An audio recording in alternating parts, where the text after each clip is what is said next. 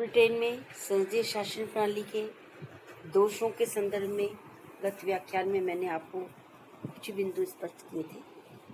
उसी के क्रम में मैं आगे बताने जा रही हूँ कि संसद को भंग करने की शक्ति, अर्थात ब्रिटेन में प्रधानमंत्री को यह अधिकार प्राप्त है कि वह चाहे तो राज्य अध्यक्ष को संसद समय से पूर्व ही भंग करने का परामर्श दे सकता है और मंत्रिमंडल प्रधानमंत्री की यह शक्ति न केवल सत्ताधारी दल के सदस्यों पर बल्कि कुछ सीमा तक विरोधी दल के सदस्यों पर भी नियंत्रण का कार्य करती है।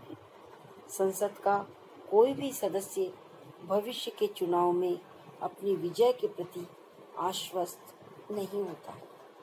अर्थात इससे अभिप्राय हुआ कि संसदीय शासन प्रणाली में कार्यपालिका में भी वास्तविक कार्यपालिका जो कि प्रधानमंत्री है और मंत्रिमंडल है, उसे संसद को कार्यकाल से पूर्व भंग करने की शक्ति प्राप्त है। यदि कार्यपालिका को यह आभास हो जाए कि संसद में उसका विरोध हो रहा है या प्रतिपक्ष बहुत आलोचना कर रहा है, संसद की गतिविधियों में अवरोध उत्पन्न कर रहा है, अथवा किसी भी तरह से वास्तविक कार्यपालिका को यह आभास हो जाए कि अविश्वास प्रस्ताव पारित हो सकता है, तो प्रधानमंत्री जो नाम मात्र की कार्यपालिका है, राज्य अध्यक्ष उसे संसद को भंग करने की परामर्श दे सकता है और संवैधानिक प्रावधानों के अनुसार राज्य अध्यक्ष वास्तविक कार्यपालिका अर्थात प्रधानमंत्री और मंत्रिमंडल की परामर्श को अनदेखा या अस्वीकार नहीं कर सकता। स्पष्ट है कि संसद के दोनों ही पक्ष, चाहे सत्ता पक्ष चाहे विपक्ष, कार्यकाल से पूर्व अपदस्थ होकर पुनः जनता के सामने निर्वाचन के लिए खड़े होना पसंद नहीं करते। क्यों?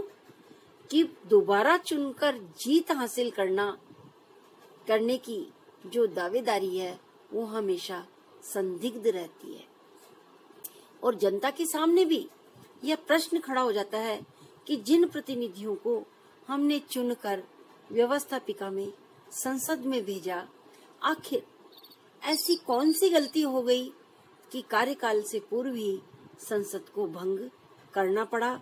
अतः जनता भी यह सोचने पर विवश हो जाती है कि पुनः क्या उन्हीं व्यक्तियों को जनमत दिया जाए, बहुमत दिया जाए, अथवा विकल्प के तौर पर अन्य दल या अन्य व्यक्तियों को अपना बहुमूल्य मत देकर सरकार निर्माण के लिए पुनः या संसद में भेजा जाए।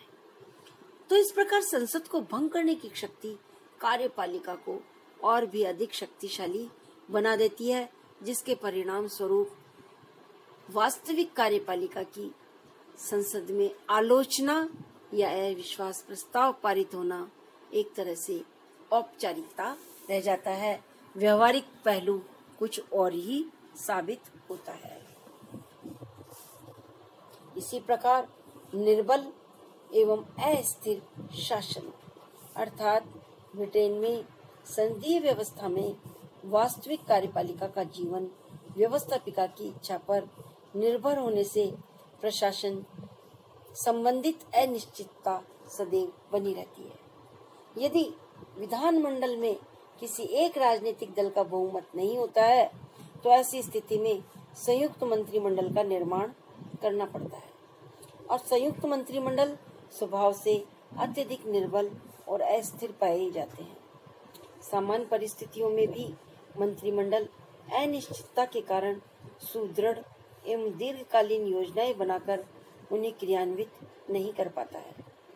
इस व्यवस्था का एक दोष यह भी है कि वह मंत्रिमंडल का अधिकांश समय व्यवस्थापिका को संतुष्ट रखने में ही व्यतीत हो जाता है।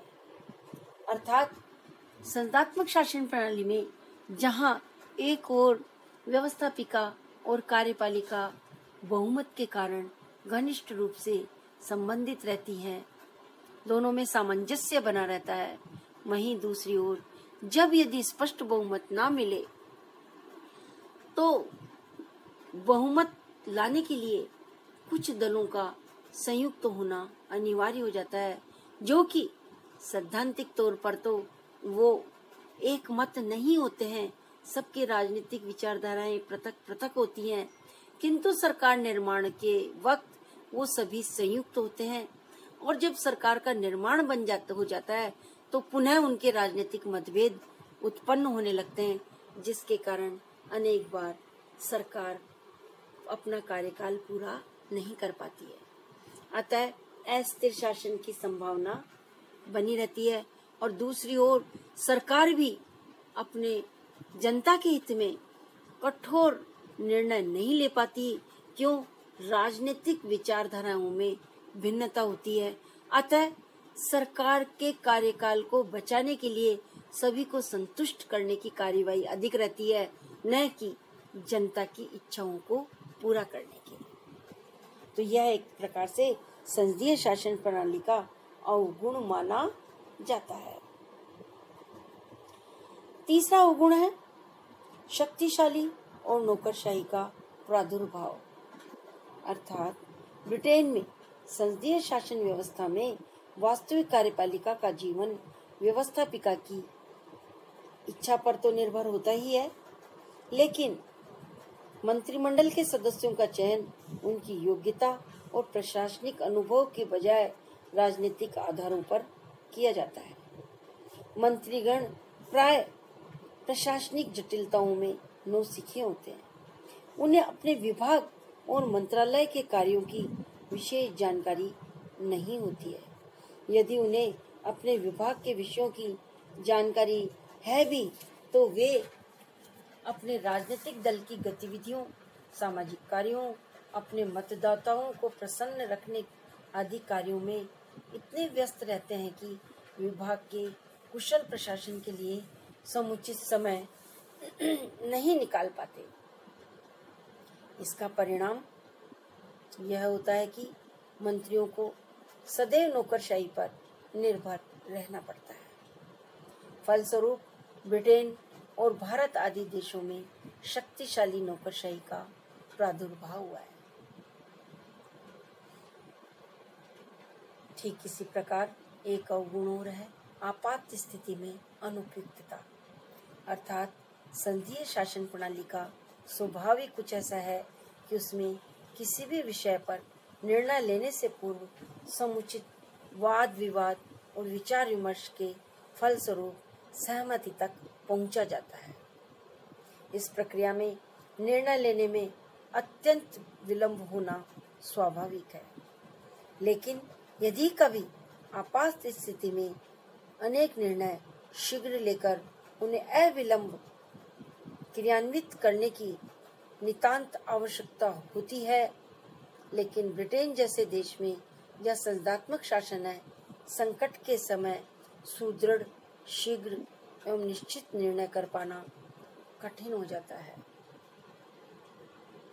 जो विचार विमर्श शांति काल में संसदात्मक शासन का एक गुण होता है, वही संकट काल में उसका सबसे बड़ा दोष साबित हो जाता है। यह विचार गिलक्राइस्ट ने रखा।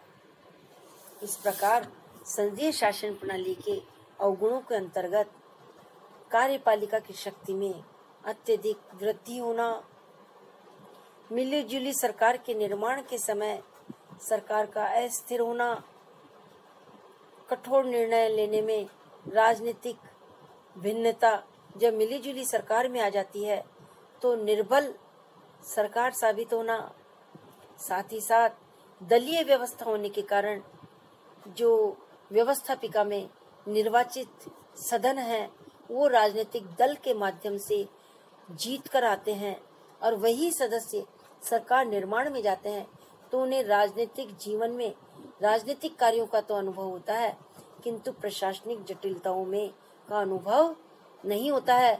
अतः सरकार चलाने के लिए प्रशासन कि जो स्थायी प्रशासक होते हैं, नौकरशाही होते हैं, वो अपनी योग्यता विशेषज्ञता के आधार पर शक्तिशाली बन जाते हैं और शक्तिशाली नौकरशाही का प्रादुर्भाव होता है, जिसके परिणाम स्वरूप राजनीतिक नेतृत्व जो कि शीर्षस्थ अधिकारी होते हैं वो प्रशासन के इशारों पर चलने लगते हैं।